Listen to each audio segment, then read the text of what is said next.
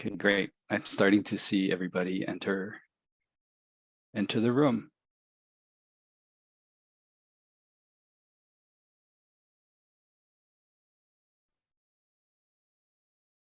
Hi, everyone. So we're just gonna wait maybe another minute or so as people continue to file in.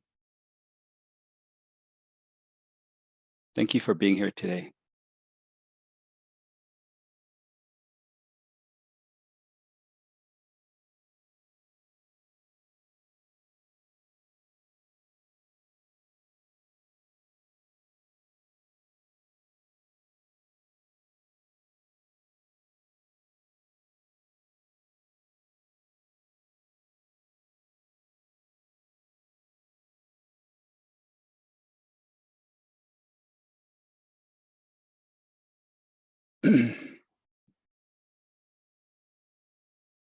Okay, it's about 5:02 right now. How's about we just start going? Everybody? Yep. Everyone's been admitted. Okay, very good. All right, everyone. So thanks very much for taking this very valuable time in your afternoon to be with us. We have a very exciting discussion ahead of us, one that we know is very important to all of you.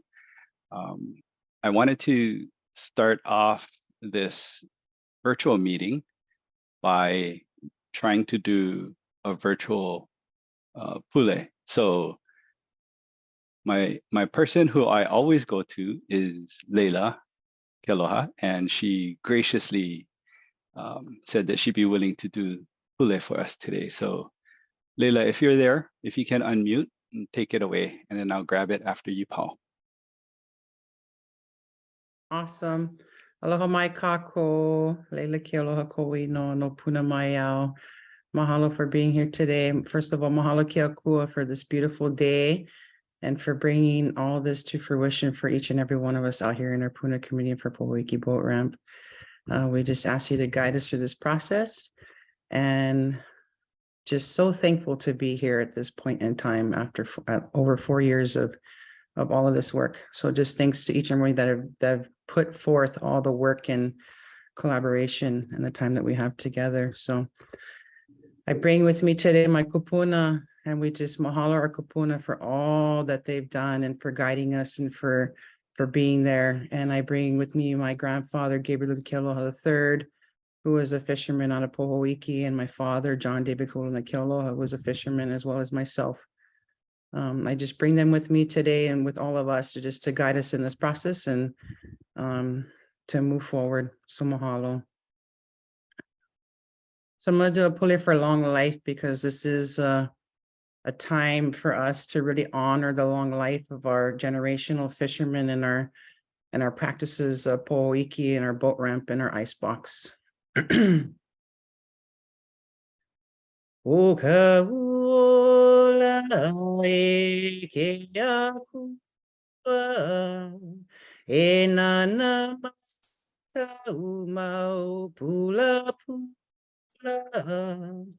Eola kaniko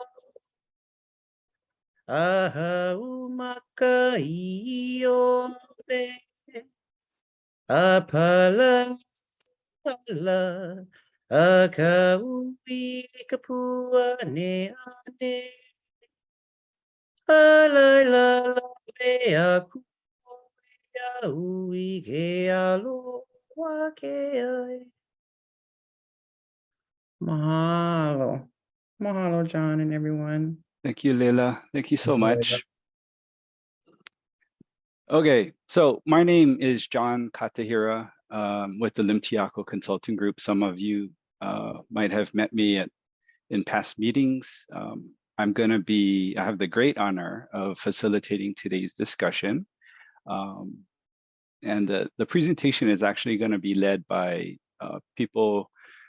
my colleagues at the Limtiako Consulting Group that took care of the planning report and now the draft environmental assessment. So they're going to be doing most of the talking for the first time. And so I'm really happy and excited for that opportunity. But before we go into the presentation itself, I wanted to hand this time over to Finn McCall from DLNR Dobor, who's going to give us a little bit of background about this project. So Finn, why don't you take it away? Thanks, John. Yes, aloha everyone. Thanks for taking time out of your evening tonight to attend this meeting. I know it's very important to a lot of people. So I did want to begin this by giving a little background on kind of the timeline and history of this project.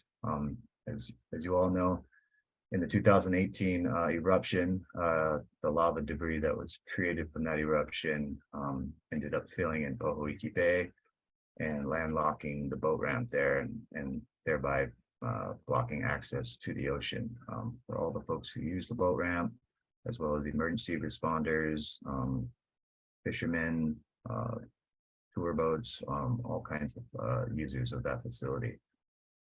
So when the bay first started filling in, the first thing we actually did was we tried to look at alternative boat ramp sites along the Puna coastline in the vicinity of Pohoiki, because at that time it appeared that the bay was continuing to fill, and it didn't look like there's any end in sight to it.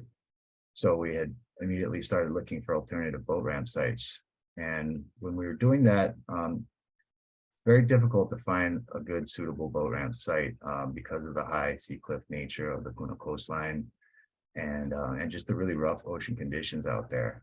And so we surveyed sites along the coastline, trying to find suitable sites for a new boat ramp site. And it was just because of that high sea cliff nature, it makes it really difficult to excavate inland to create a new boat ramp facility. That was the only feasible way that we could see to construct a new boat ramp facility because of those sea cliffs. And so as time went on, while we're looking for alternative sites and trying to think about things that we could maybe do at Pohoiki, we had observed that the buildup of material in the bay had stabilized and appeared to either stop or slowed significantly. And we'd also observed that on the north side of the bay, where the entrance channel for the boat ramp was, we've observed significant erosion of that area that's just being done by the prevailing trade winds and currents. And so based on kind of that new information or those observations, and the lack of really a viable alternative boat ramp site along the coastline, we geared our focus back towards Pohoiki. And also, a big part of that is, the local community was in big support of us reopening the Pohoiki boat ramp for their historical and cultural uses. And so we geared our focus towards, okay, what can we do at Pohoiki? And we hired the Lintiako Consulting Group, and they hired coastal engineering sub-consultants to evaluate various alternatives for opening the boat ramp. And and one of the big issues here too is the time it's taken, right? It's been almost 5 years now since the boat ramp closed down, and there's a huge urgency to reopen ocean access for the folks who used to have access to Pohoiki. So we looked at various alternatives, and those are going to be looked at in closer detail in the presentation. But we looked at combinations of either dredging a channel through the beach, the debris on the beach, building large jetty breakwater structures to protect the channel, dredging between the breakwaters, and then we looked at the alternative of dredging a majority of the material in the bay. And the reason why our preferred alternative in the EA is to dredge a majority of the material in the bay is kind of twofold. One of them is that the cost for dredging the majority of the bay is less than the cost for building those big jetty breakwater structures. And also the time it takes to get the permits and the time it takes to build those type of structures, it takes a very long time. And so the dredge majority of the bay option was our most cost-effective, sustainable way to reopen the boat ramp. And so that's why we're at where we are today. And I'll turn it over to Lintiako Consulting Group to start the presentation. Thanks, everyone. Okay, sounds John, good. Thanks, Finn. John, sorry, yes, let me Kyle. interrupt. I got a comment if, as we speak, if we can speak a little louder. Okay, very good. Thank you. Thanks, everyone. Okay, so again, Finn, for that background. I'm going to jump right into the slides. Somebody had commented, if there should be slides. Finn's narrative was him freewheeling over there. So this is where the slides start. Okay, everybody. So for tonight's virtual meeting, again, I have the opportunity and responsibility to try to facilitate tonight's discussion to make the most of this, the next 2 hours for everybody here. So with that in mind, I did want to say that tonight's virtual meeting is in support of the draft environmental assessment. It's really to talk about the draft environmental assessment that was recently published. I recognize and I understand that we have a lot of people with great ideas on how to reopen the boat ramp and to consider alternatives. That's not the purpose of tonight. Tonight was really to share with you folks and receive questions or concerns related to the draft environmental assessment that was published. Okay, so with that said, I did want to announce that tonight's meeting is being recorded. We are gonna provide a link to this recording on the DLNR website, information to follow, so that if people want to rewatch it or if they want to share the meeting with others that couldn't be available for this live meeting, they can always watch it on in a recorded fashion. Okay. The rest of the audience, the non-speaking roles will be placed on mute for obvious reasons. We want to make sure that everybody can hear clearly the presenters or the people who are going to be asking questions later on in the presentation. So everybody's going to be on mute for now. We have our producer, Kyle Kanashiro, who's kind of managing that. So if you hear somebody coming in from the side, that's probably Kyle, and he's giving us cues as to, if somebody has a question or if somebody's struggling with something, or if we're not talking loudly or clearly enough, Kyle is going to be our person to chime in on that. Okay, so the questions and concerns will come via two main methods. The first would be you can provide written comments via the chat feature in Zoom. And I can see already that we have a lot of people familiar with this and they're already going to town with comments. So that's good, keep it up. The second method is gonna be that we're gonna have people with the ability to ask their questions live. So unmuting themselves and then just asking it. We're gonna try to limit these questions and responses to about 2 minutes per participant. And we'll try to see where we are at the end of our presentation and how much time we have before 7 o'clock comes. And obviously if we have more time, then we can allow more times for each comment and each question.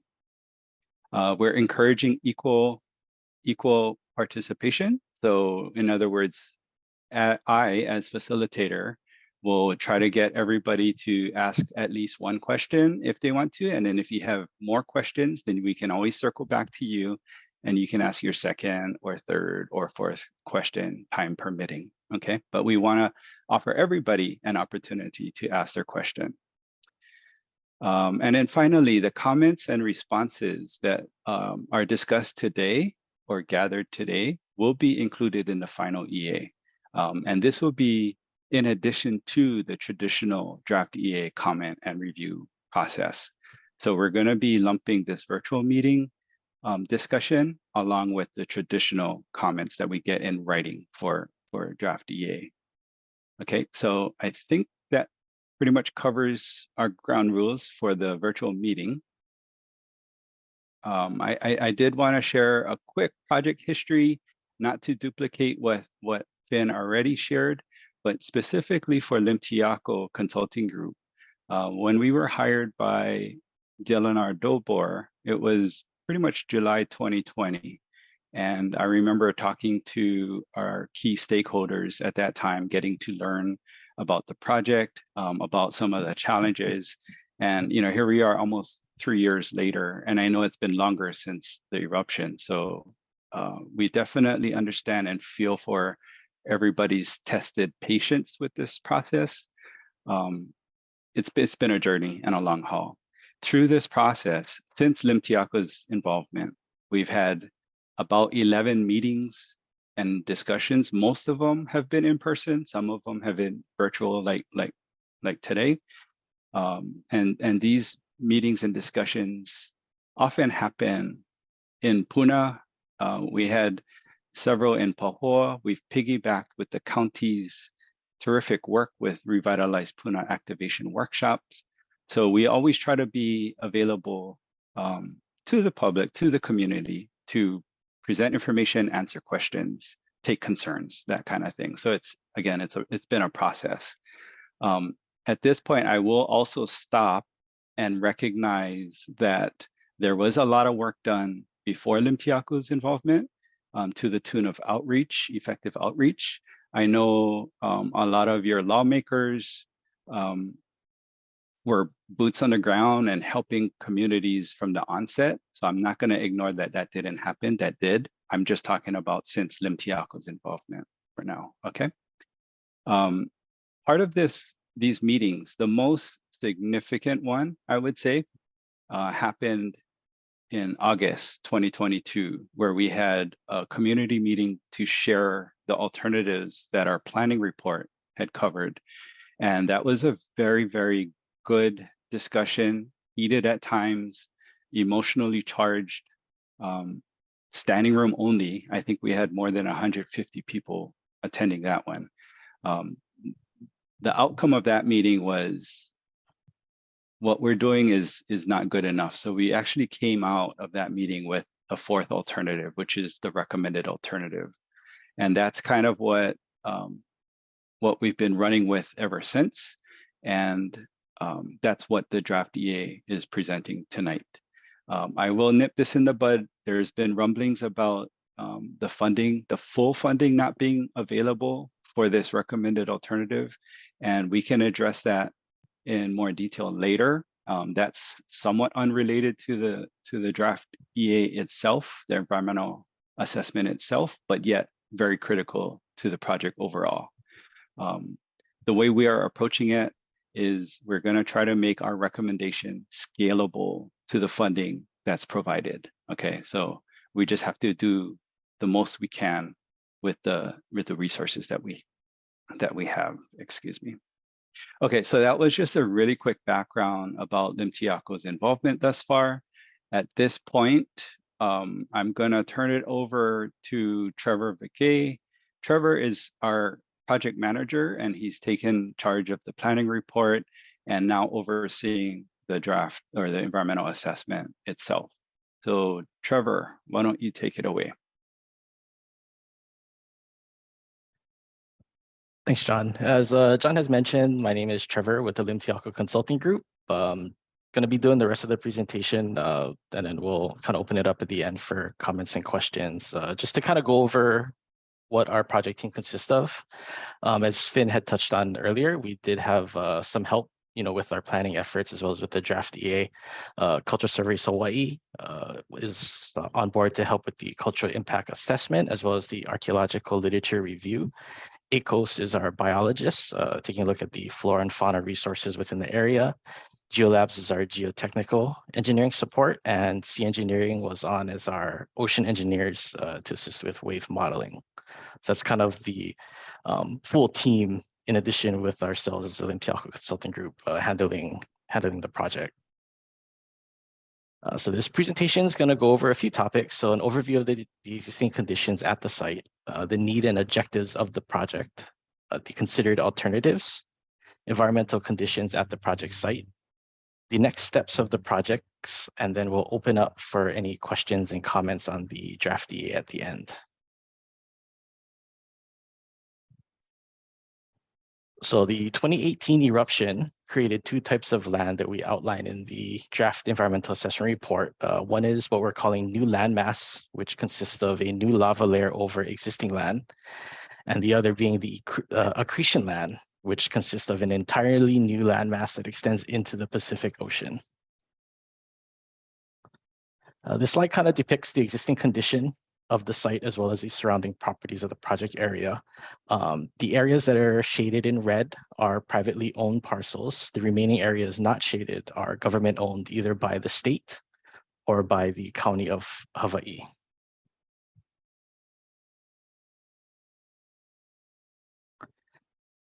So a little bit of a history on the boat ramp facility itself. It was constructed in 1963 by the U.S. Army Corps of Engineers. The 90-foot breakwater structure was constructed by the Army Corps of Engineers in 1979. Maintenance dredging occurred in 1999 and was completed in 2001. And the entire boat ramp facility itself was replaced by Dobor in 2008. And currently it's being owned and maintained by Dobor. So the status of the boat ramp facility is that it's currently closed and landlocked. As you can see on these two photos that are at the top of the slide, the left being the pre-eruption condition and the right photo indicating what it currently looks like now. Access has been cut off from sediment being accumulated within the bay. Everything is landlocked and there are pockets of trapped water within the interior of the bay itself. So lava entered the ocean approximately 0.9 miles northeast of Pohoiki Bay at Ahalanui Beach Park, July 2018, and advanced approximately 230 feet southeast of the boat ramp facility by August 2018. And on August 13, 2018, the boat ramp was blocked by a sandbar of accumulated volcanic material. The two photos that you see at the top of the slides kind of show a slightly closer view of what the current condition of the area looks like. Photo on the left is the boat ramp itself leading into a trapped pocket of water. On the right, that is called photo 2. It shows kind of just the accumulated debris within what used to be Pohoiki Bay.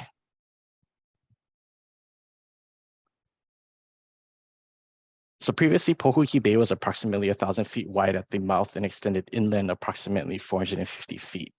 The nearshore marine environment was drastically altered by the accumulation of volcanic material and has reduced Pohoiki Bay to a few areas of trapped water. The photos you can see is just some additional photos indicating what the current condition of the site looks like. Different sizes of volcanic debris, sand, gravel, cobbles. The previous slide showed some trapped water near the boat ramp itself, but this is kind of what it looks like currently.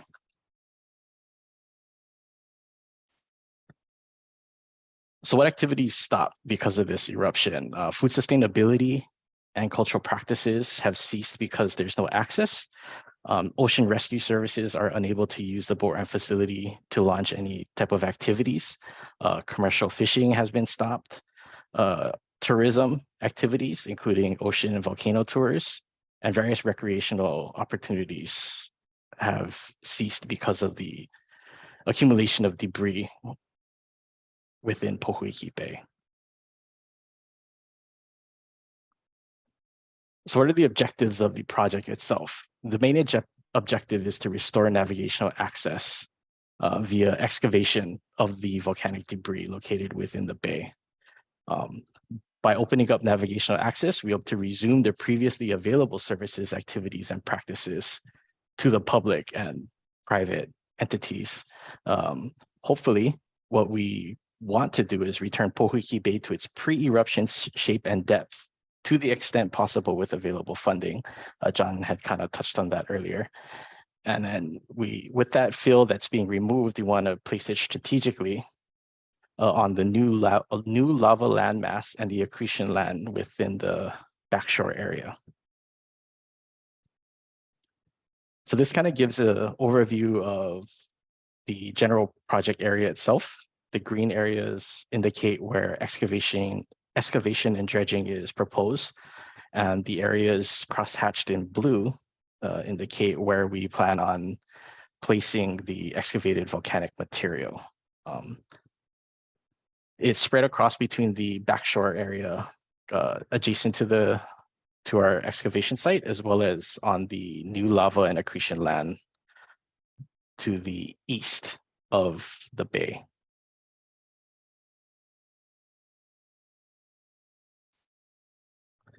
So some of the alternatives that were evaluated as a part of the planning report, as well as the draft EA, Finn had kind of touched on a bunch of these. So alternative locations beyond Pohoiki Bay were evaluated previously. Channel restoration, which we split up into 3 separate alternatives, including a narrow channel, which was a 16-foot wide bottom width with varying side slopes out to the out to the Pacific Ocean, a wide channel with varying bottom widths opening up to a wider mouth at the Pacific Ocean, as well as the construction of a new channel with jetties, basically armored jetties to open up access back to the boat ramp. Another alternative was taking no action at the boat ramp facility itself. And our proposed alternative, which is to restore the bay to its pre-eruption shape and depth.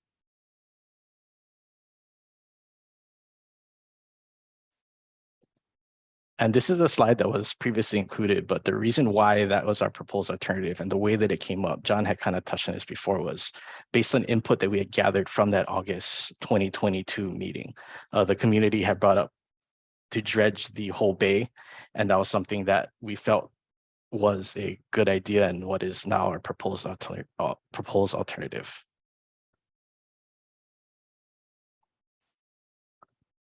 Environmental conditions at the site itself, there's a documented history of prior disturbance and alterations. For example, the wharf construction in the 1880s, the construction of the boat ramp facility by the Army Corps of Engineers, as well as the breakwater structure in 1963 and 1979, the replacement of the boat ramp facility in 2008, as well as other improvements that were done within the area.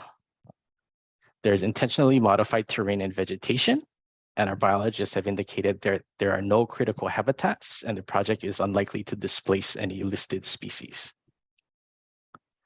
There are warm springs within the area. However, the Pohoiki warm springs are located inland of the vegetation line away from our project site.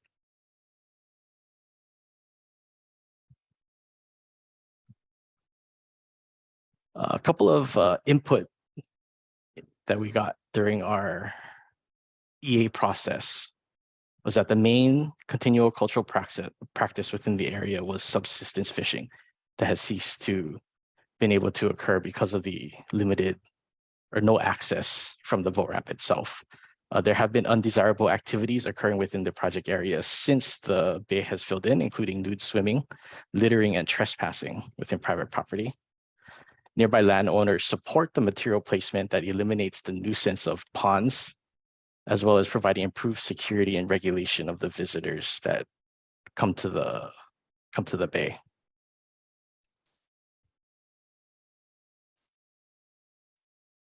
Additional considerations were nearshore marine environments that were drastically altered by the eruption itself. By filling in the bay with volcanic debris, water circulation has been very limited with no connection to the ocean. Those trapped bodies of water heat up periodically, which can cause increased bacteria growth, such as Vibrio.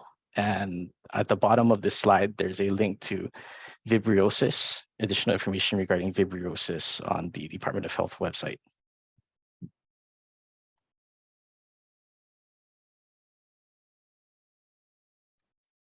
The draft EA itself was published on April 23rd, indicated in the environmental notice.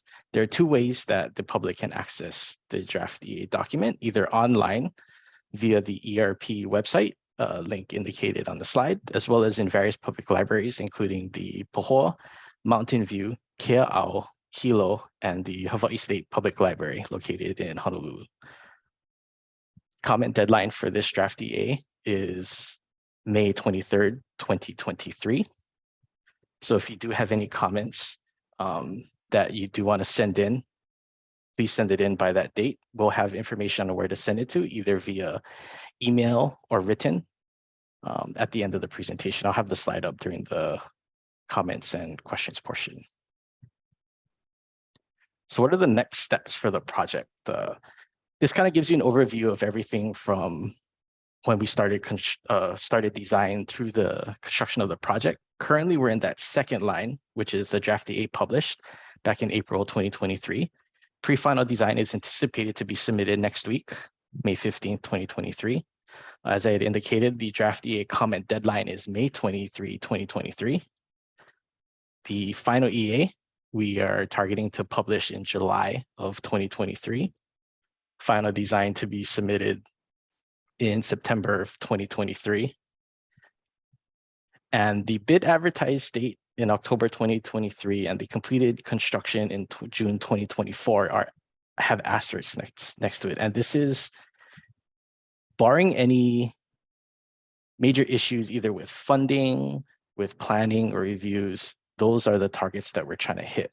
And that's why they're in asterisks, because as John had mentioned, there are certain things that are slightly out of our control.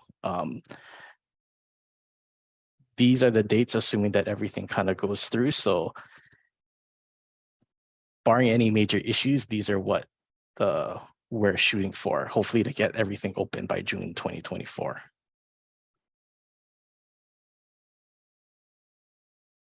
With that being said, thank you everybody for listening to the presentation. At this time, I'm going to turn it back over to John, and then we'll start our comments and questions portion of the meeting. For those of you that had called in via the call-in number, if you do want to ask a question, please use your touch tone pad *9 to raise your hand, and Kyle will flag you and ask you to unmute. But at this time, I'll turn it back over to John, and then we can start our comments and questions portion. John? Thanks, Trevor. Okay, so it's about 5:30 right now. So we got through the meat of tonight's presentation fairly quickly, leaving us a lot of time for questions and comments. I've been kind of monitoring the chat area, and I see a lot of activity there. I don't know if there are too many questions, but definitely a lot of opinions, and that's fine, because that's what these meetings are for, right? We want everybody to be heard and for people to share. So with that said, I'm gonna kind of look to Kyle virtually to see if we have any people who have raised their hands, or if anybody's on the phone call that needs to ask a question. John, I don't see any hands risen so far. So like we mentioned, or Trevor mentioned, sorry, Leila has her hand up, but as we mentioned, please raise your hand either via the Zoom app or your phone via *9. Then I'll identify you and you can unmute. Thanks, Kyle. Leila? Before I let Leila go, again, if we can, my highest priority for tonight's questions and comments is going to be related to the environmental assessment part of this project. Yeah, and then I know people have other ideas and alternatives, different things that might fix the problem. That's secondary to the draft EA discussion. So if we have time, and I think we will have time, we can start addressing those things. But for now, if you can, please keep your comments related to the environmental assessment itself. I'd be really happy. So Leila, please go ahead. Mahalo. So I just want to say, first of all, thank you for sharing. I've been looking at the comment tracks as well too. And in regards to this draft EA, I'm, like I said, and I mentioned in the beginning, I'm very thankful that we're to this point. It's time that we need to move forward, and we need to do this project. We need to provide the access through our boat ramp. It's imperative for our fisher families to have access to get back into the ocean. It's been over 4.5 years since we've had access into the ocean. This is a generational thing, and yes, we have a large beach that's there, and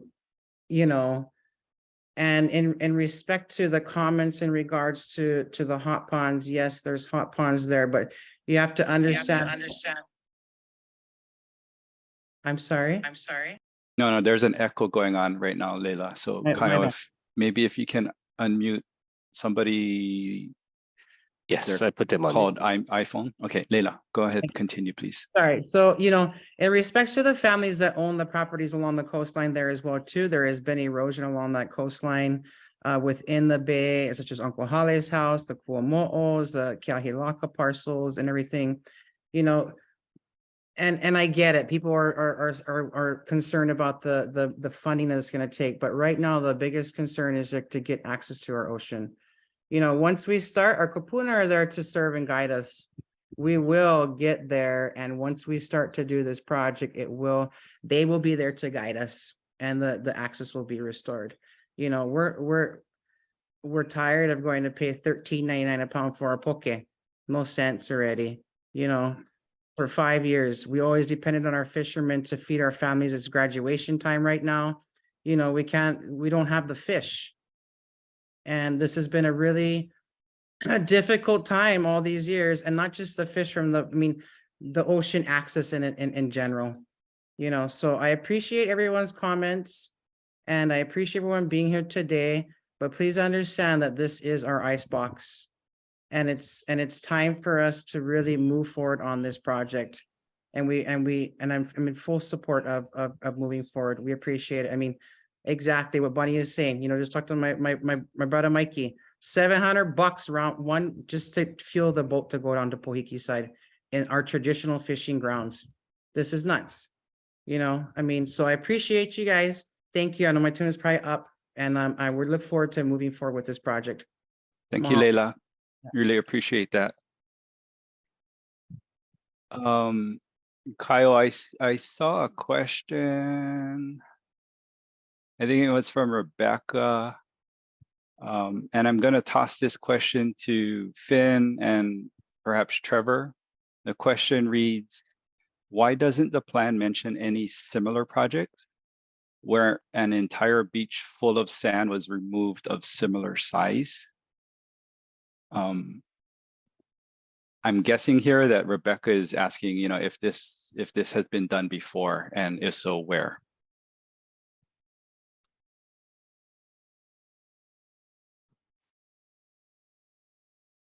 And as Trevor and Finn are getting ready to provide a response, I see a hand raised by John Olson and then Dane DuPont. So we'll take John and Dane after this one. Yeah, I'll take a quick stab at that, and I think I know what the comment is as to whether or not we considered placing the boat ramp directly on the beach to get access into the water. And yes, we did investigate that, and the real challenge with that is that if you place the boat ramp going directly on the beach into the ocean, just the normal daily waves will continue to undermine those boat ramp panels that you put in, to the point where they're going to become unstable and unsafe. And another issue with laying down boat ramp panels, concrete panels on the beach itself into the ocean, is it provides no protection when you actually get into the water. So if you can imagine backing your trailer down a boat ramp into the beach, into the current ocean that's there right now, your boat's going to get immediately rocked by waves. It's going to make it very unsafe to launch. And that's another reason why we wanted to reopen access through the existing boat ramp, because there is a breakwater structure there that does protect the boat ramp. Thank you, Finn. And I'll just take this opportunity to add too, because I've been involved with the project for a while now. You know, there's question as to like, why remove all the debris?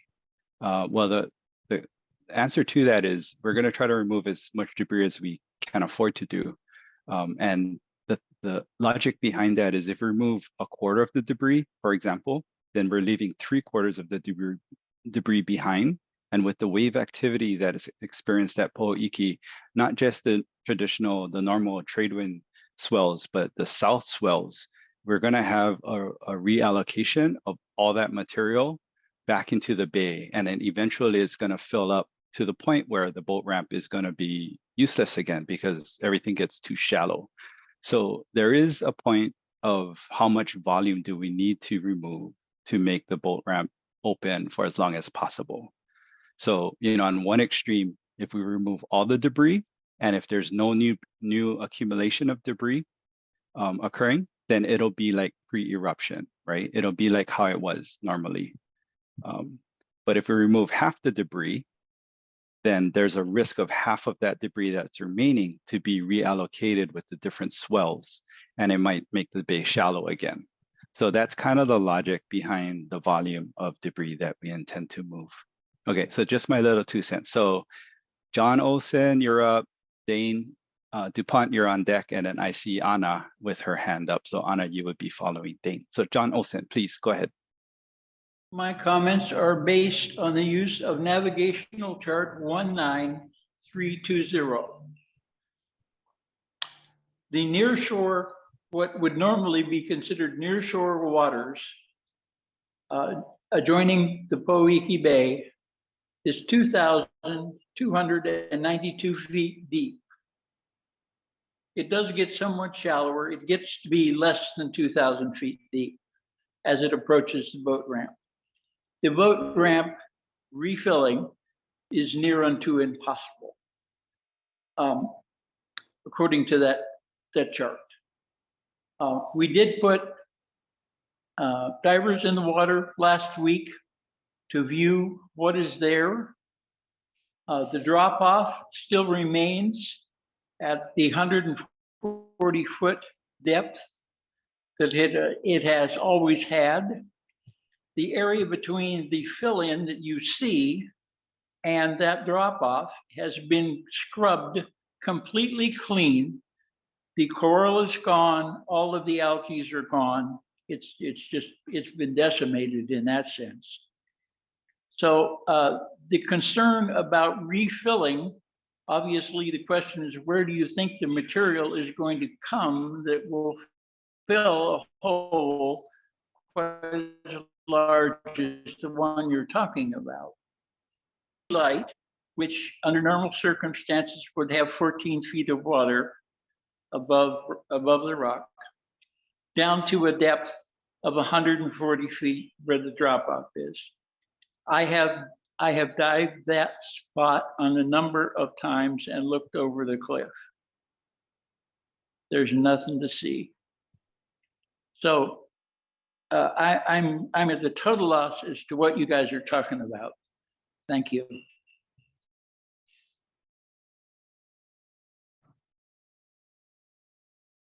Thank you, John. Trevor, I'm going to give you an opportunity to chime in and provide any comments to what John just said. I will say, just for everybody's understanding, the dredging that we are talking about, the image that Trevor showed in the presentation, our dredging effort is going to be limited to roughly 12 feet deep. That's kind of where the shoreline currently is. Anything beyond that, anything deeper than that, is beyond the scope of our work, and we won't be touching dredging in those areas. So our dredge target area is basically in the shallow area of the bay. So roughly 6 feet to 12 feet deep. Trevor, did you want to say anything before I hand it over to Dane? Yeah, so within the bay itself, we did get some existing bathymetry data within the bay, and that indicated some elevations between approximately -5 to 6 near the boat ramp structure itself, to about -10 to 12 at the mouth of the bay leading out to the ocean. The shelf is probably a little bit further out, so we don't have any bathymetry data that far out. But like Hejon indicated, our project area that we're looking at excavating is only within the bay itself, between that area that has a existing bay floor between -6 and -12 mean low water. Okay, very good. Thank you, Trevor. Thank you, John, for your comments. Dane DuPont. Hey, John, just quick clarification. You said earlier you were going to explain a little bit more about how the money was going to be allocated. Could you maybe go into that now? Did I say that? I thought you said the money. the way the project was going ahead in terms of allocation. I don't remember. Briefly mentioned it and said I'll talk about it later. Oh, okay. So just generally then. Okay, Okay, just yeah. generally. So what we were targeting for all this time is that we were hoping to get FEMA support for this project. Okay, and what was shared with us from the beginning was that FEMA, upon approval, might be willing to contribute up to 75% of the project costs. Okay, so the state would be responsible for 25%. So the numbers work in that ratio. So for example, if the state came up with $1 million, and if FEMA agrees with the project and agrees to provide the fullest extent of their financial support, then the feds could drop 3 million, 1 to 3. Yeah, so 1 million state plus 3 million Fed FEMA money. If the project were 10 million, 40 million total, then it could possibly be 10 million state, 30 million from FEMA. Of course, we cannot just keep pulling numbers out and expect full funding for any scenario. So that's why we had to provide the justification through our engineering report to explain what we want to do, how much we expect it to cost, and why. At this point, we've heard rumors that the FEMA funding for the recommended alternative, the one that basically dredges the bay back to its pre-eruption condition, that's in question right now. We don't have anything in writing, so nothing's official, but that's what we've been hearing. Now, our legislators, Gregor Ilagan and Joy San Buenaventura, have been on board with this basically since the recommended alternative was determined last August. And so they've been fighting to get the funding, but that has somewhat changed because of some of the rumors that we've heard about FEMA not willing to do the full project. Everything is kind of still, like I said, up in the air. We don't have anything official yet. Finn, I'm going to turn it over to you if there's anything you want to correct to what I just said, or if you want to add to anything I just said. Yeah, you're generally correct, though. We haven't gotten the formal final determination from FEMA on what the scope of work and cost that they will approve. So that is still very much in the air. I will just add also that FEMA only funds projects on a reimbursable basis. So the state is required to come up with 100% of the cost up front. So, it's kind of critical for us to determine what FEMA is willing to approve for us. And like John said, we haven't gotten that formal determination yet.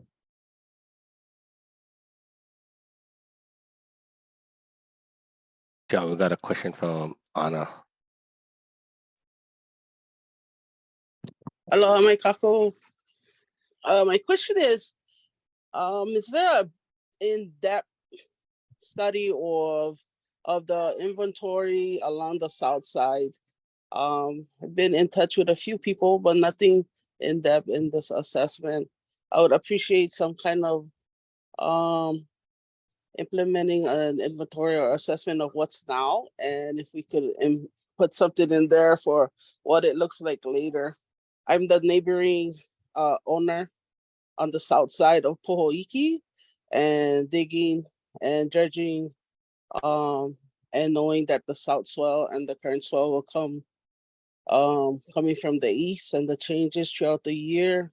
I'm just concerned about the impacts of our area and our beachfront and our subsistence. We have already lost at least 2/3 of our shoreline. But I just am highly concerned if we are aware, but I would appreciate some kind of inventory and assessment maybe during and after, if something like that can be placed in this process. But that's my question. Mahalo.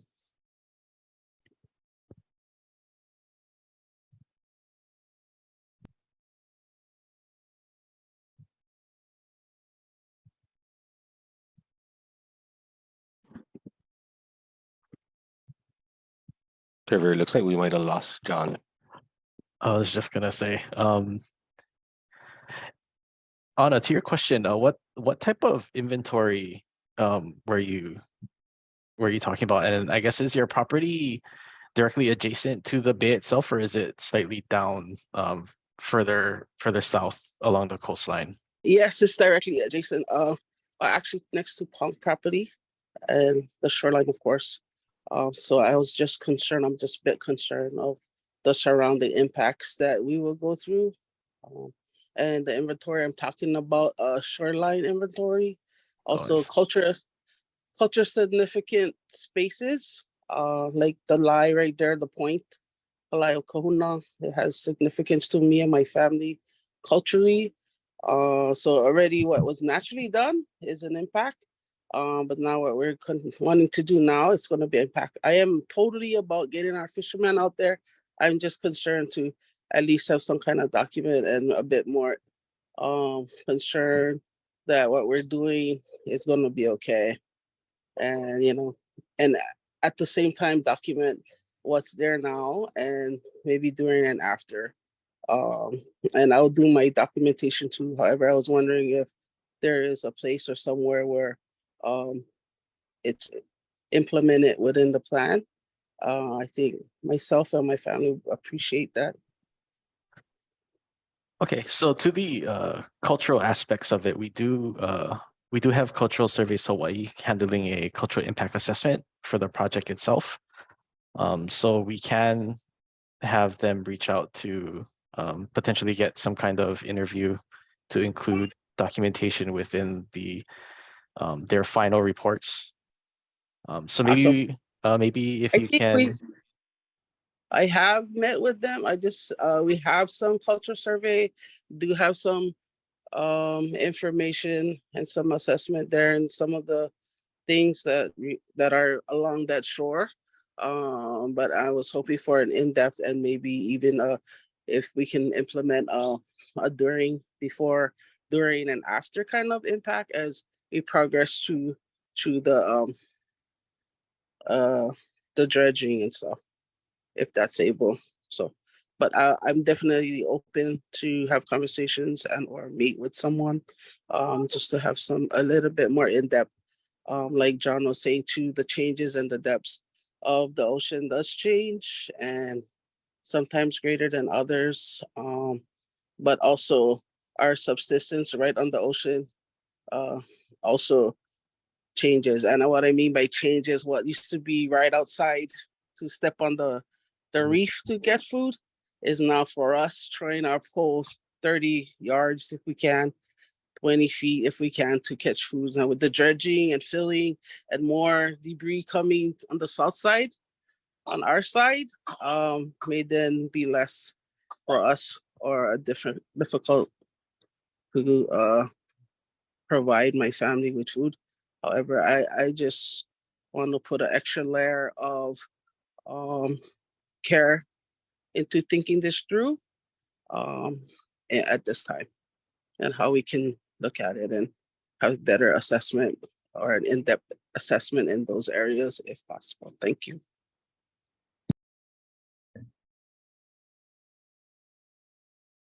Thank you, Anna.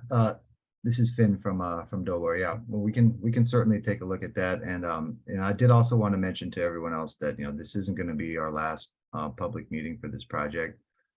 After we get through the EA process, we're going to have follow-up meetings on our proposed actual design for what we're going to be putting out to bid. So we can certainly have more discussions about those concerns. Awesome. Thank you, Finn. Welcome. And then Anna, if you can shoot me an email, my contact information is up on the slide, and then we'll try to be sure that CSH reaches out to you to get you included in the cultural impact assessment. Okay, we'll do. Mahalo. Thank you. Everybody, I'm back. I'm so sorry. I don't know what happened, but I'm back. We just finished answering Anna's question. So Anna, okay. Did somebody finish my thought when I was talking about Dane's question? Yeah, I think Finn had. Finn, okay. Yeah. Basically the scalability, right? We just want to be as scalable as possible, depending on the funding available, and of course, how much everything is expected to cost when we go out to bid. Okay, so again, John, I'm really sorry about that, you guys.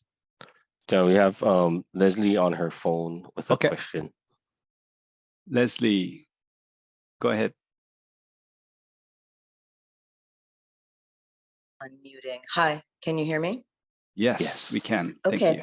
I would just like to ask if you can please give consideration to preserving the hot springs, which are right along the previous coastline, not the one at the bottom, not the pond at the bottom of the boat ramp, but the ones that are further back, not the one in the jungle.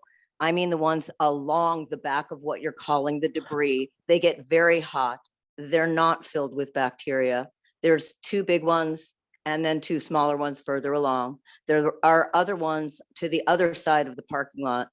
But I'm just wondering if there's any way to preserve those, because there are no other hot springs in Hawaii than these along this coast. And this one is actually rather excellent.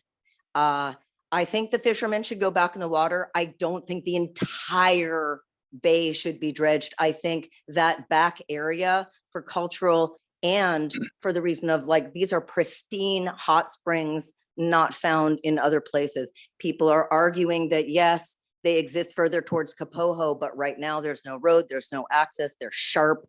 These are beautiful, and hundreds of people get in the water every day. I spoke with the lifeguards. On weekends, it's a couple hundred. I really have not heard of people getting sick. One guy, you can get staff anywhere on the island. So I go there regularly. I'm an elder, and I don't get sick. Anyway, I find it very healing, and many people do. Many tourists still go there. It is still a huge draw. Lots of people come to Pohoiki still with their families. So I just ask that in the name of preserving the Aina, this is something beautiful and sacred that Pele has given us. That's my opinion. That's how I feel when I go back there. So please, yes, put in your boat ramp and spare the amazing, pristine nature that has been created back there. That is my ask. That is all. Thank you, Leslie. Trevor, if I can ask for a favor, can you pull up your aerial shot of the current conditions so that we can make sure that we point to the hot ponds that Leslie is referring to? So Leslie, if you can see the image, Trevor's going to use his little pointer. Can you this confirm? one in the back? I'm only seeing images of you guys. I'm not sure how to get back to the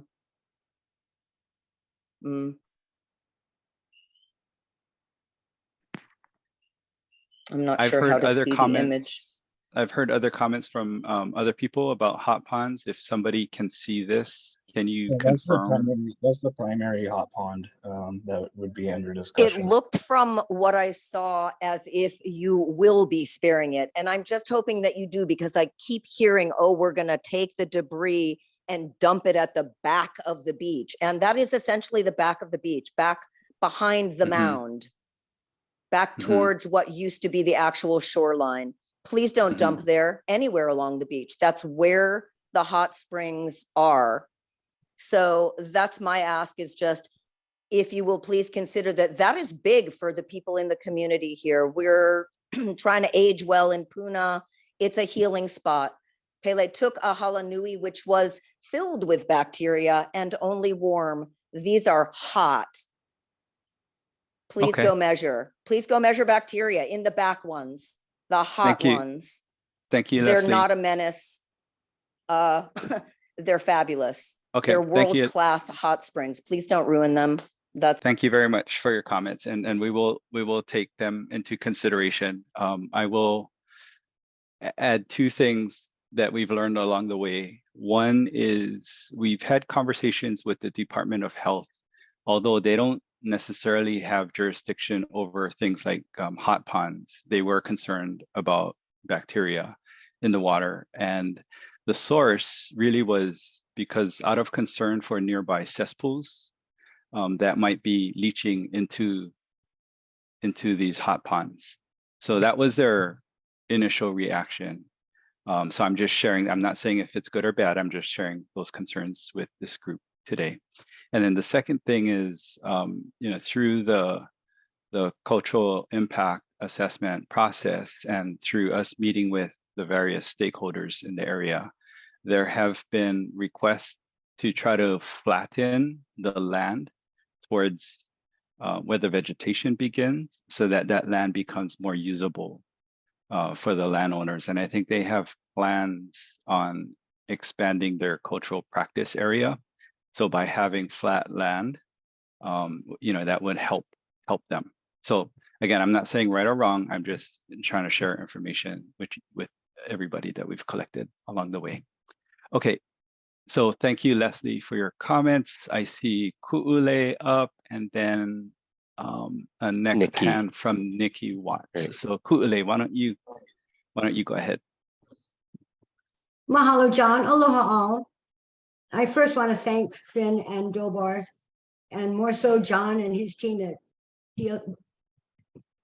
TLCG. This has been a project that should be as important as our roads. We have had at least a dozen meetings starting 4 years ago, public meetings included, meetings with our fishermen and DLNR. And I really appreciate those in our community who appreciate the historic value of our boat ramp that fed our community of Puna for decades and generations. And the concern I have is for our Lawai'a, our fishermen.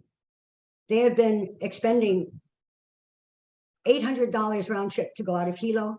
Our boat ramp brought in the top 3 in the state for fish coming in. We have a food sustenance issue, in my view, and my family is from Puna for 7 generations. I'm the 7th.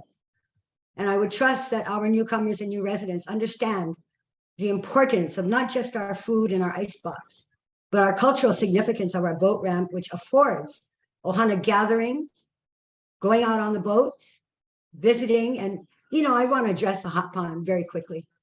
Our ohana that lives right there where the hot pond that's being referred to in the back has had numerous trespassers and a lot of untoward behavior. And I understand the popularity of it. I'm not going to bring in the bacteria-ridden problem if it exists, but more so the respectful enjoyment, and that has not transpired. I would ask our community to be mindful of where you are. These are historic grounds. And when you use the word sacred, our kupuna decide that, not us. We have a moral and ethical obligation to make sure that our fishermen come back into Pohoiki and start feeding our community again. When I was growing up, I want you to know, and I'll make only real quickly, our lands, our Kealoha lands, are adjacent to the Isaac Hawley Beach Park. We have 500 acres of papaya lands. We were also affected in the eruption, thankfully not as devastating as a lot of others, but our farmers used to come down and trade our fruits and vegetables with the fishermen. That's how it was a barter system of the old days. Please understand that food security and sustainability for us comes as a priority prior to enjoyment and recreation.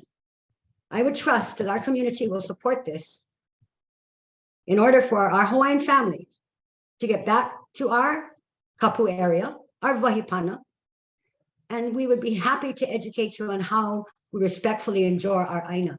We are people of this land, and I appreciate, again, all of our allies who support us and understand, and really appreciate you folks being here tonight. And I'm sure there's a lot that have been with us in our previous meetings, but we have come this far, and I'm very, very appreciative that through the difficult discussion, we come out for the better good of all, our community. Our fishermen, for me, is our priority, and I send them Akua's blessings to sustain themselves until we get our boat ramp open. Thank you, John, very much. Thank you, Ku'ule. Really appreciate your comments there. Nikki. Hi, I actually was just wondering if Anna, who asked the question earlier, if she wouldn't mind direct messaging me her email, if she's still on. Yes, Hikino. Perfect. Thank you so much. Thanks, Nikki. That was probably our easiest comment or question tonight, so I like it. Any other hands or star nines, Kyle, that you see on your side? Anybody on the phone with a question? No, no one with their hands up. Let me just go into the questions real quick.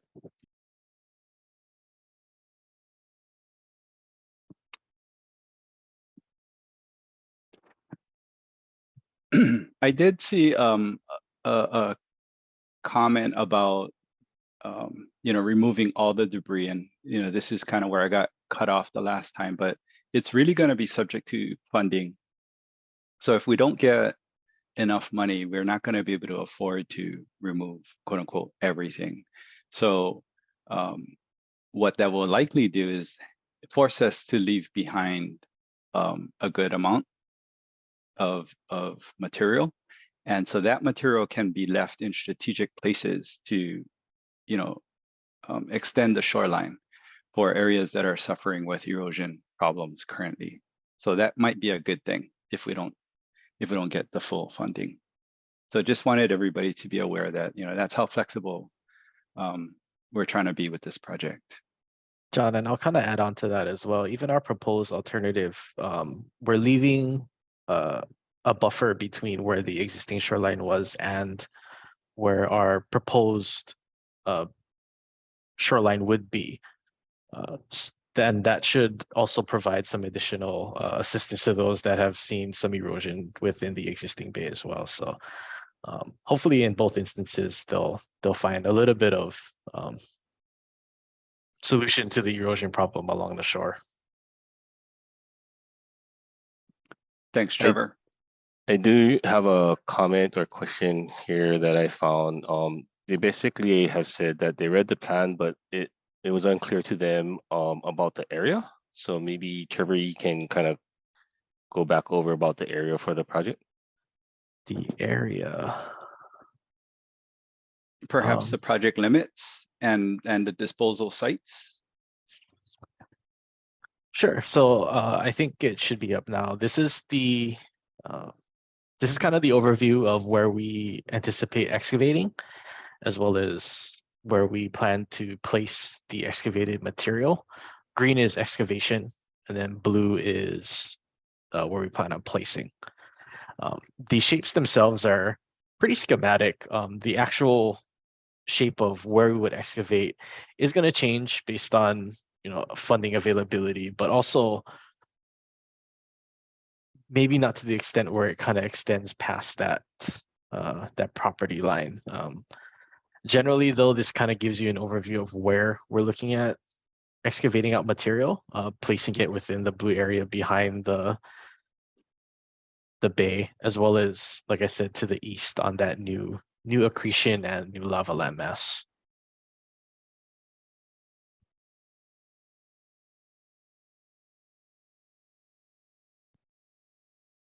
Okay, Kyle, I didn't really see the question about this. So do you think we did that kind of cover? Yeah. Yeah. I believe so. Okay.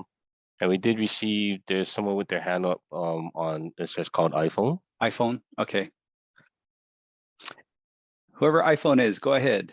If you can just state your name so that we can keep track of who's been asking questions. Right. Good point.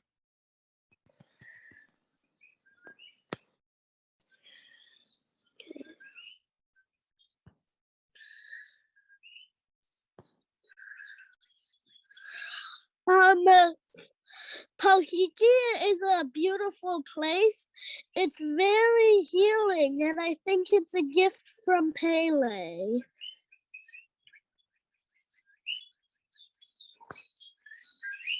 All right. Thank you so much for your comments. Hey, before you leave, can you state your name so that we know who you are? Kailani. Right on, Kailani. Really appreciate you being here and having the courage to share your thoughts like that. Thank you very much.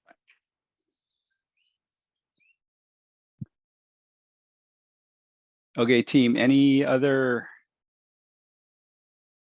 questions from the chat that we should address? It's 6:10 right now, so it looks like we might finish. We might pause early so we can all go eat dinner and stuff. It looks like there's a bunny Harrington who wants to speak, but Oh, maybe. Bunny. Yeah. Okay. But I don't know if he Did or Bunny she ask a is on. question? Oh, It's in Bunny's the asking, how do I chat right speak? now. Yeah. Okay. Bunny, if you cannot unmute for some reason, if you want to write your question, I'll read it Aloha, out can you loud. hear me? Yep, we can hear you. Okay, aloha, my name is Bunny Harrington, and I don't really have a question at this point. It's just kind of replying to a lot of these comments that are going in circles. I feel that it needs to be addressed. I am a wife of a commercial fisherman from Pohoiki of over 25 years. This has changed my life more dramatically than 99% of you in this chat room.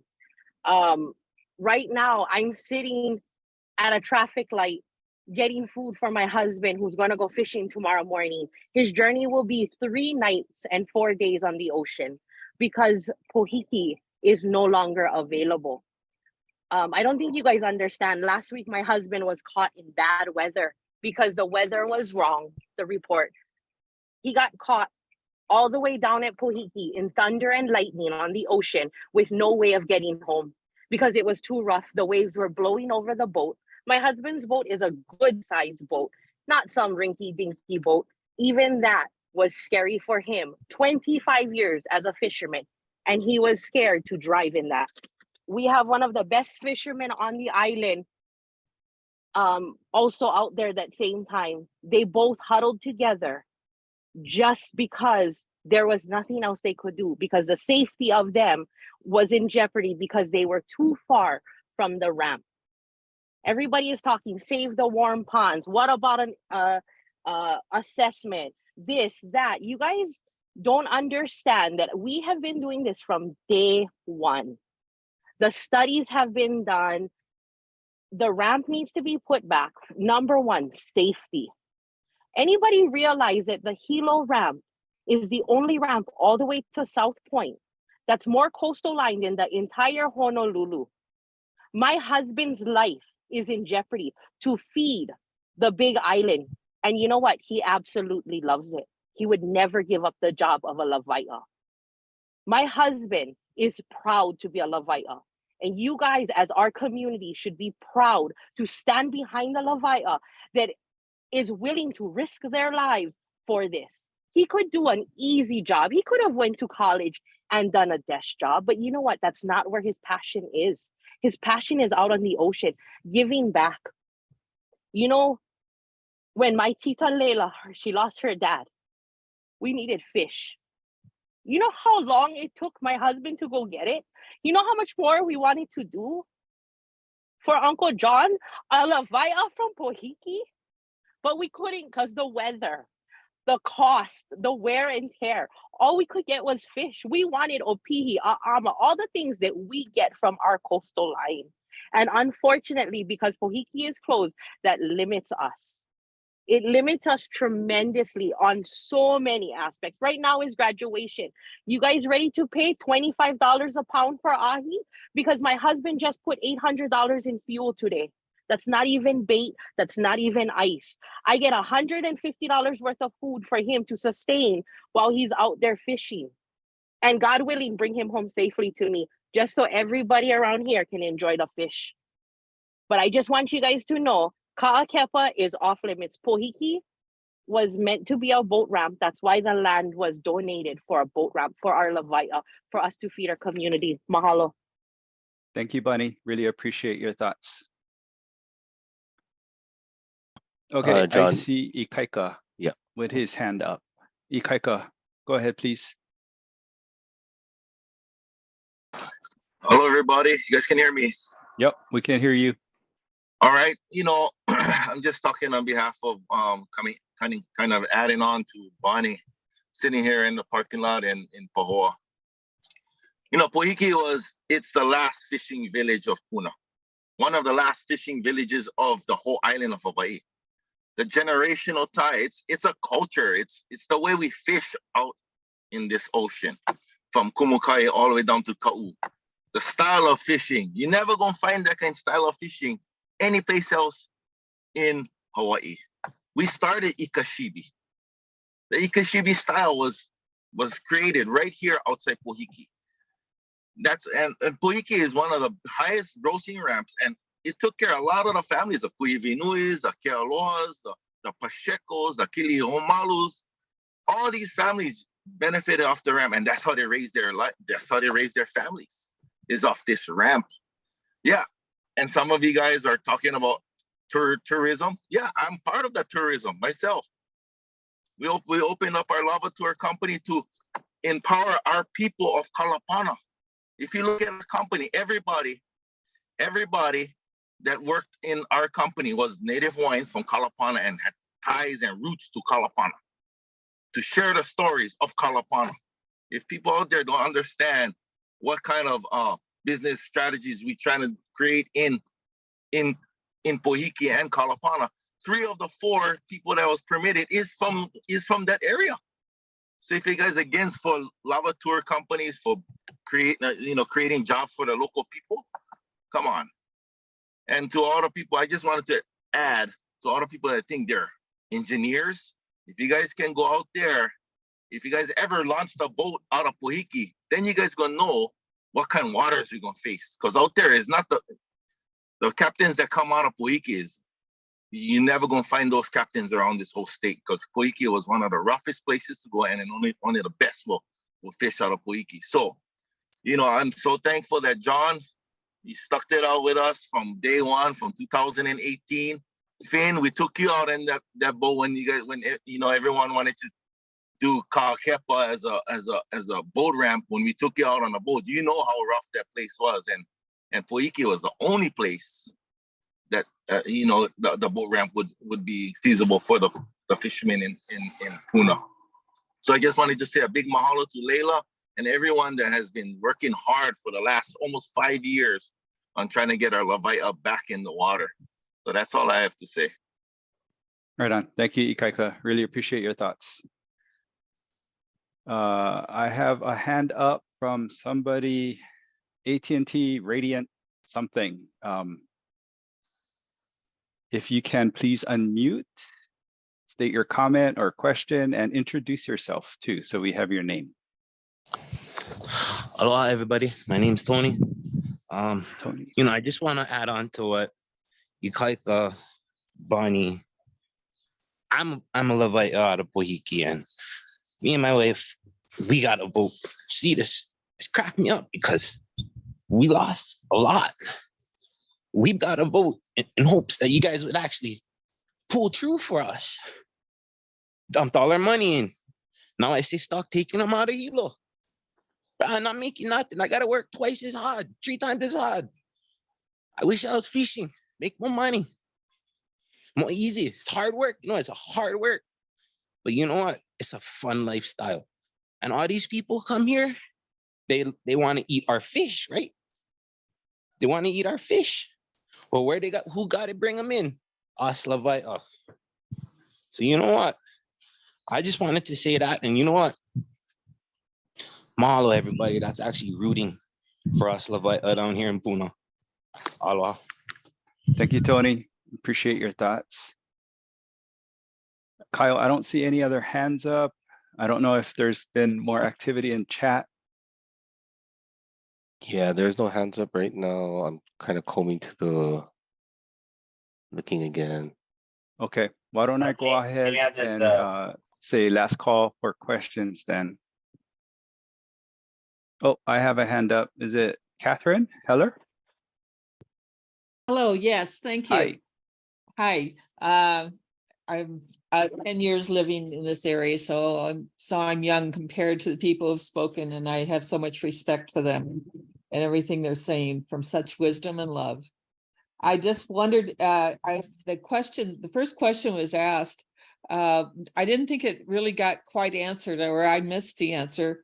There was a question about whether or not there was a comparable project that anyone could find, for a somehow similar situation of dredging and the waves that we have, that could provide a comparison and maybe some kind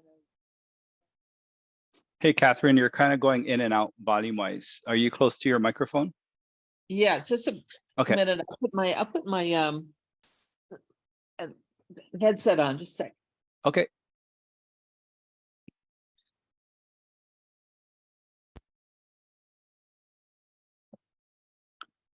So as Catherine gets her headset on, Finn, Sorry I'm going to about throw that. it back to you as soon as she's done with her question. Okay, Can you continue hear on, me? Catherine. Yep, we can hear you fine Okay. now. Thanks. Okay, good, thanks. Is there, was there any kind of comparable project to the size of the bay, the kind of dredging, the kind of ocean that you could get a hold of that has been accomplished that would help to validate some of the strategies and intentions that are proposed? Thank you, Catherine. Finn, do you want to take a shot at this? Yeah, short answer is this is completely unprecedented. We have not been able to find any example of a volcanic eruption closing off access to a boat ramp facility or harbor for that matter. So yes, it's very much an unprecedented situation that we've never dealt with before, and we don't know of any other similar projects like this that have happened. So yeah, we're really starting from scratch here, and yeah, we really have no basis to compare what has been done for similar projects because there are none. So Finn, that's from like the state's perspective, right? From DLNR Dobor's perspective. The few meetings that I've been involved with HAIMA and FEMA, it seems like FEMA has never faced this situation either. The scale and the quickness of the closure, right? So I think this is precedent setting across the country. Well, I could understand that. Thank you. Thank you for your clarity. Thank you, Catherine. Appreciate your question. Or even for bringing it up again since we failed to address it the first time. Thank you. Okay, so last call on questions, everyone. Kyle, how are we looking on the chat board?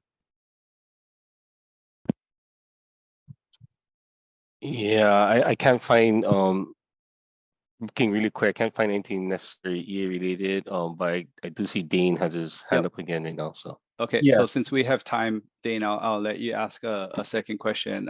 Before you do though, Trevor, can you just, since I think that we've been on this slide for long enough, people probably have their information already. Maybe can you throw up the schedule again, just so that we can stare at that as Dane asks his question or makes his comment. Dane, go ahead. Yeah, my concern, I'm a huge proponent of option 4 and been, involved with trying to push for the dredge for a while now. My question is about the option 2, like seems to be kind of where we're going. And if anybody thinks that's actually going to work type thing, because we wanted to do option 4, obviously, right? Yeah. So pushing option 2. Yeah. We have to go to 2. Is it even going to work? Is anybody going to put their name on that to say that it will work? So I'll take a shot at this because I've been involved. The ocean engineer, who is our sub-consultant, the one who's most knowledgeable about this situation, believes it is not going to work. How long it's going to stay open, that's arguable. It depends on the wave situation. One big swell in the wrong direction could wipe it out, or it could close it slowly. We don't know. So the ocean engineer, the expert, doesn't think it's going to work in the long term. Who's going to put their name on this? It will be Limtiaco, because we are the plan preparer. But what we plan to do is work with the state, because it's hard to put a plan together that the expert thinks is going to fail. So the way we're approaching it is basically we're taking this as it's basically going to be a dredge maintenance project. And the intent is not to remove all the material anymore. We're going to dredge as much as we can afford to with the budget that we're given, and whatever the unit excavation costs come in at, we'll do as much as we can. And if it fills up again, then it's going to be on the state to see how we can do dredge maintenance, to keep it open or reopen it if it gets to be that worst case scenario. So that's kind of how we're managing this situation, Dane. It's not like we're going to put together plans and accept all liability to ensure that this thing will stay open for 10 years or longer or something like that. We're not saying that. We're just saying we're going to do as much as we can, as quickly as we can, to reopen the boat ramp for the community. That's the general approach. I hope that answers your question. John, John, Yes, excuse me. Kyle. I did find a question on the chat regarding this slide. It was regarding I guess FEMA funding, and oftentimes federal funding comes with these things. I guess the question is, how do we feel, or what would be the impact on the timing of federal funding against this schedule? Like the question, I guess, is really asking is, how do we feel the federal funding might affect the schedule? Well, as Finn pointed out earlier, any federal funding is going to be on a reimbursable basis. So the state is going to be responsible for fronting the full expense, or at least partially, like as the project progresses, the state's going to be the one paying upfront and then requesting a reimbursement from the federal government through FEMA assistance. So the timing of when the state gets reimbursed, that's quite unknown. Based on what we've heard from previous recovery projects, it could be a long time, like in excess of a year. But hopefully it won't be that bad for this project. Now, I think there's another question, which is FEMA approval. And FEMA approval is kind of an ongoing thing. And they've been reviewing the documents that we've prepared along the way, and they've attended pretty much all the meetings that were held. So they should be aware of what we intend to do and why. But we are awaiting their official response in writing. Finn, if you want to add it to anything that I just said. Yep, you're generally right, John. Yeah, the actual timeline of the project is going to be dictated by the state, because we have to pay for the project costs up front, and it's just a matter of requesting reimbursement from FEMA. So yeah, it's just a matter of, we just don't know at this point what the scope of work and cost that FEMA is going to approve, because they haven't made that determination yet. And there's a follow-up question again, I guess. But in the meantime, Trevor, can you put up the slide that showed the 4 alternatives? That was one of the questions. But there's another follow-up question to the funding. I guess someone asked if there are any other sources for funding or reimbursement, and I felt maybe this is also a good time to identify the legislators who helped get this, or even push the initial funding. So are there any other forms of funding that may be available? I can try to take a stab at that. We're willing to consider any other possible federal sources through other grants. Typically, when you have a disaster, FEMA is the federal agency that manages public assistance or funding for projects that are related to a disaster. So they are typically the main agency who does provide funding assistance for these types of projects. There may be other coastal resilience type project grants through the federal government that we can look into.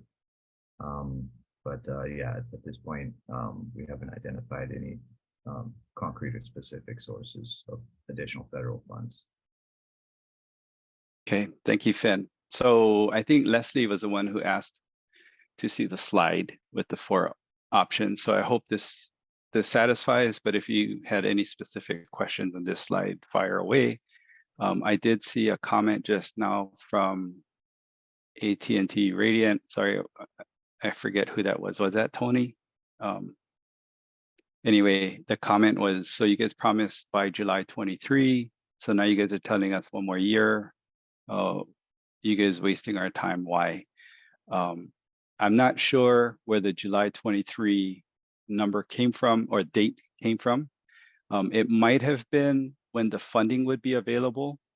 And that's tied to what our legislative session is able to yield. Anything that is worked in this legislative session, funding-wise, cannot be available any sooner than July 1st. So that's kind of typically how we come up with the funding availability date. And once the funding is available, then we can go out to, bid for construction, and then construction schedule takes over from there. So I know throughout all the meetings and discussions that we've had, we've never promised that the project would be constructed by July 2023. It was July 2023 as the funding availability date, if that makes sense. Okay, so happy to provide more information if you have any further questions. Oh, a follow-up question was, so there was already a portion of money, where did it go? So I know for Limtiaco, we've been working on this project for almost 3 years now. And that involves like a lot of outreach work, a lot of the preliminary engineering, and now this environmental assessment, including our sub-consultants who do the specialty work. So I know money was spent for those services. Okay. I hope that answers that question.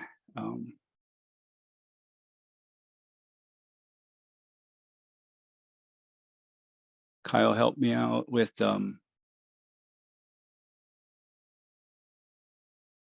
Yeah, I'm coming to the.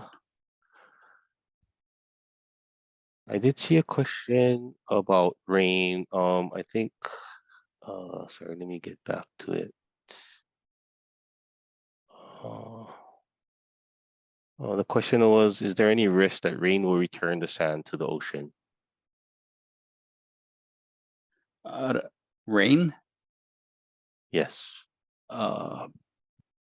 Probably unlikely, I would say. If anything, it would be the swells that could wash it out into the ocean. And that's kind of what's been observed, is that especially the finer material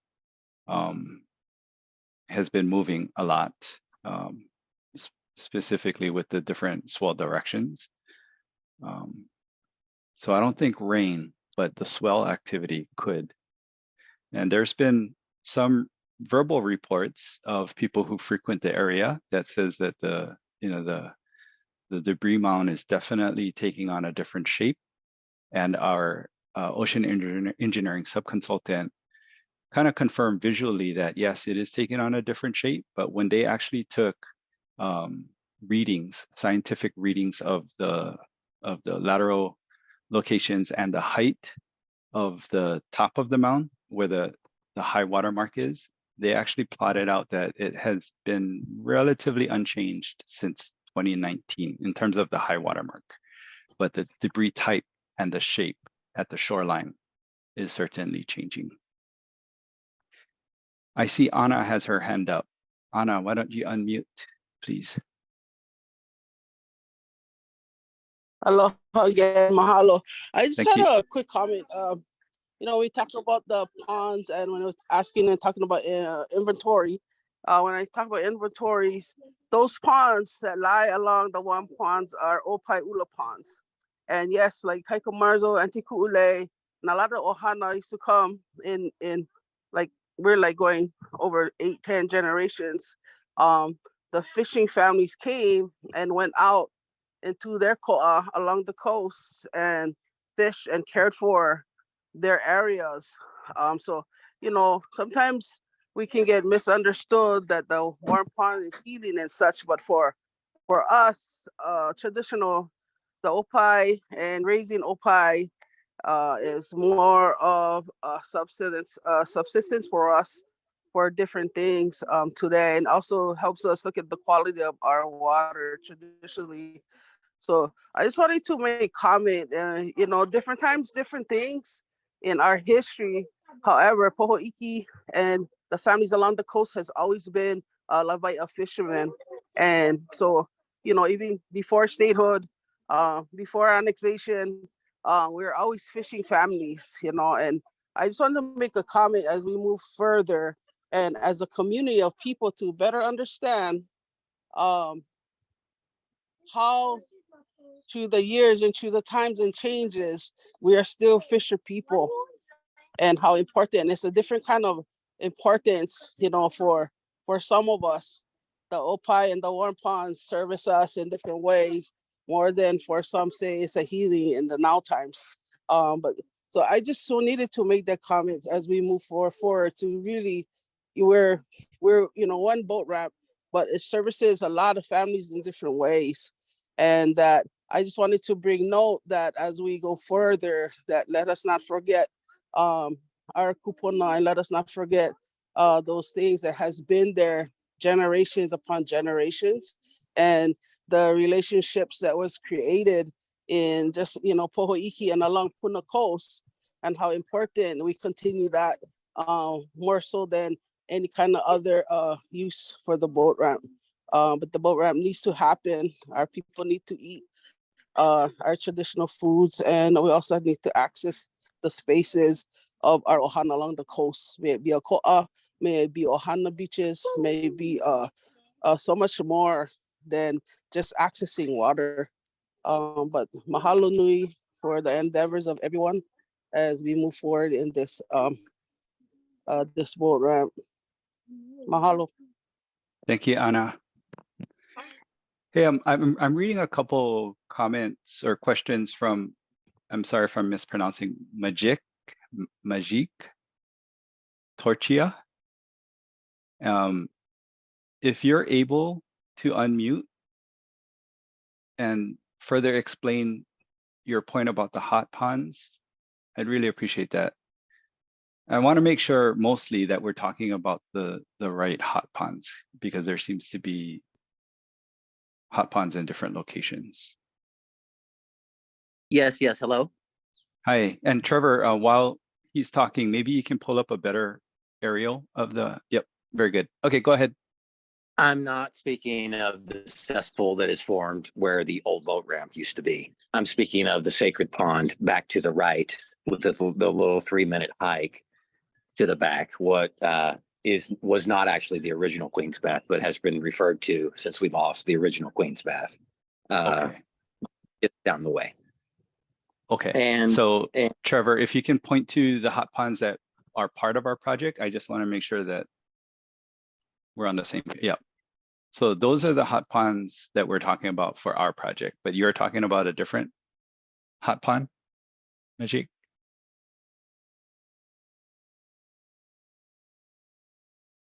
Did we lose you?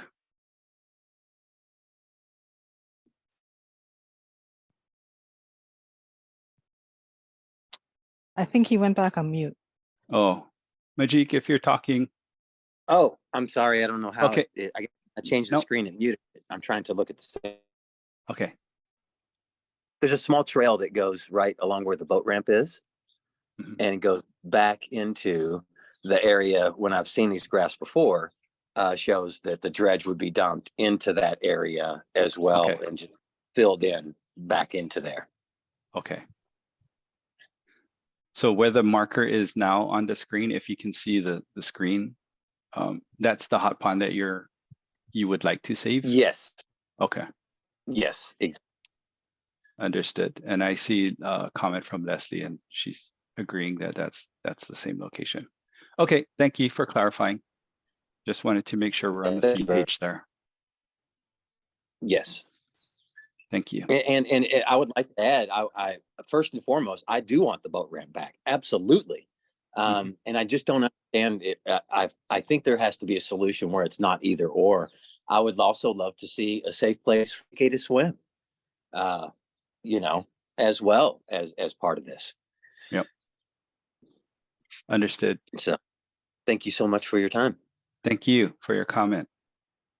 Ku'ule, I see your hand up.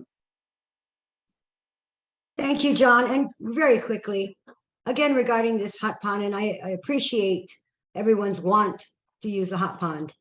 Be mindful that that is sitting on Ohana land, right behind it where you hike. And when the rubbish and candle wax is left on the rocks, that is inappropriate behavior. I want to be very clear that these are all lands that are owned by original Ohana from Pohoiki. And the disrespect that's been shown to our families is intolerable and needs to change. If you people want to enjoy a hot pond, do it respectfully. As we move forward, We will have our ohana being very watchful. We have a Puna Maka'ala group that is in all of our families from Kalapana to Kapoho are part of, and there is a lot of egregious behavior that needs to stop. As we go forward with this draft EA, I welcome your comments because we also have ours, and this is one of them. I take umbrage at the misuse of our aina, especially when it comes to our ohana areas. I also have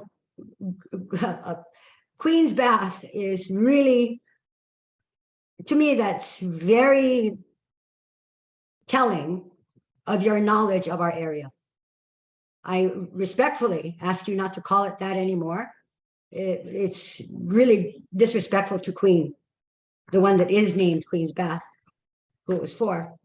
The comments in the draft EA, I trust will come out by the deadline, and then we can move forward with our elected representatives and DLNR and DOBAR to make this project happen. We have been working diligently, had many, many meetings, and I appreciate the comments today, but these were addressed over a year and a half ago, 2 years maybe. Today, we move forward as a kako. There is no us against them against us. We need our fishermen back in the boat, in the water. We need our boat ramp, and we need our community to have ocean access and enjoyment. Respectful, I ask again. I leave it with that, and thank you for your indulgence. Kalamai if I'm off subject, but this really is very important to me and my family. Thank you. Very good. Thank you, Ku'ule. Okay, for real kind now. Last call, everybody. I don't think I see any new chats, and I don't see any hands. Of course, Leila, we would love for you to close with Pule. But last call, everybody. Well, last call for this virtual meeting. You know, you still have the ability and the right to provide comments, written comments to the traditional draft EA comment process. Okay, so hearing no other questions or comments, I would love to bring Leila back on so we can close tonight's discussion. Yeah, John, I think maybe Eileen. Eileen? Yes. Okay, sorry, Leila, gotta hold a little bit longer. Eileen?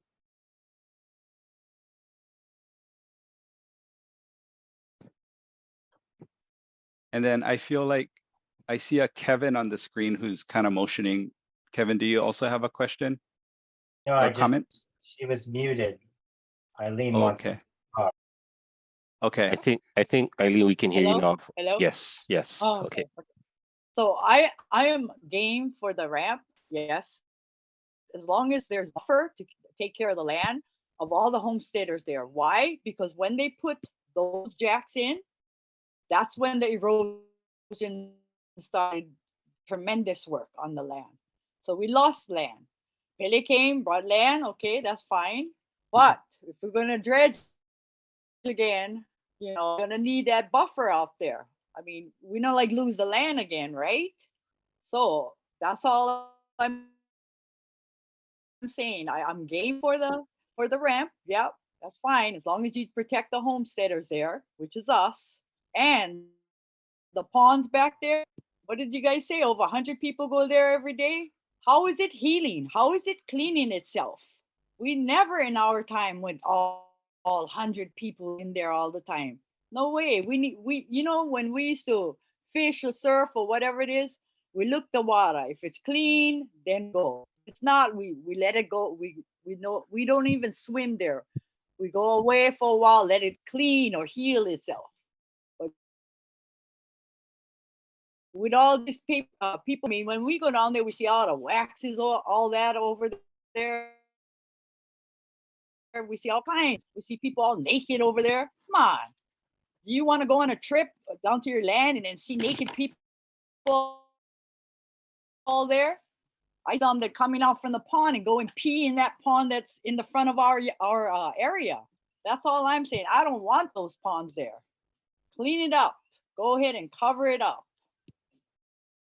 As far as the ramp, that's fine and dandy, but protect all the homeowners because that jack is just screwed up everything. And now we're gonna have that jack over there protecting it again. Oh, that's fine, but put a buffer there. You need to put a buffer all the way around. That's all I'm saying. Thank you. Okay, very good. Thank you, Eileen. And just to clarify what she's talking about, the jacks, I think, Eileen, you're talking about the breakwater structure that the Army Corps put in. Yeah. And so having spoken with Eileen and Lena at previous meetings, their property is a Komo'o property, which is basically Mauka of where the hot ponds that we're talking about tonight are. And their property had experienced accelerated erosion, they say, after the breakwater structure went in, which to me, I'm not an ocean engineer, but it makes sense because the breakwater protects the boat ramp, but it also changes how the waves flow into the bay. So, that made sense to me. And so having this discussion with them at previous meetings provided me a deeper understanding of some of their challenges with the erosion, accelerated erosion. So thank you, Eileen, for your comments. Appreciate it. Okay, Leila, back to you so that we can close with Pule.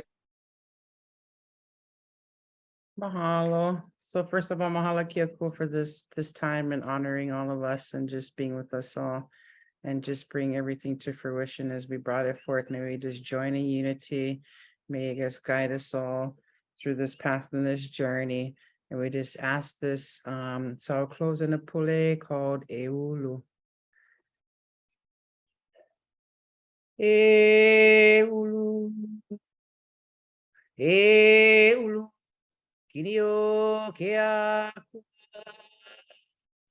ulu kane me kanalu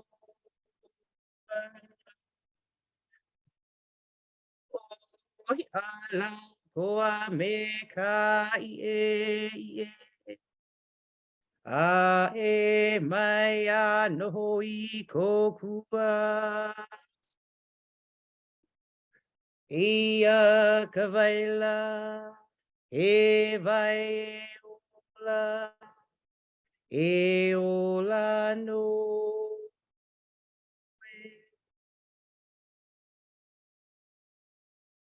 mahalo mahalo nui kako mama ua noa. Thank you so much, Leila. Okay, and to everybody, thank you again for your time tonight. Not only tonight, throughout this process. I know many of you have attended previous meetings, discussions, so we appreciate your time. We appreciate your energy. We appreciate your knowledge that you share with all of us to help make the project better moving forward. So this wraps up tonight's presentation.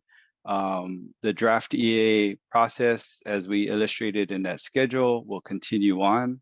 We'll definitely let you folks know what's gonna come about from this comment and review process. And everything will be documented, as we said. Not everybody's gonna be happy because it's impossible to make everybody happy, but I will guarantee that everybody will be heard. And we will take into consideration your thoughts, your questions, your comments. So again, thank you very much for participating in this presentation tonight. And we look forward to the next opportunity to talk to you folks about the reopening the Pohoiki boat ramp. Okay, so with that, thank you again. Until next time, take care, everybody. Yes, thank you, everyone. Thank you for coming.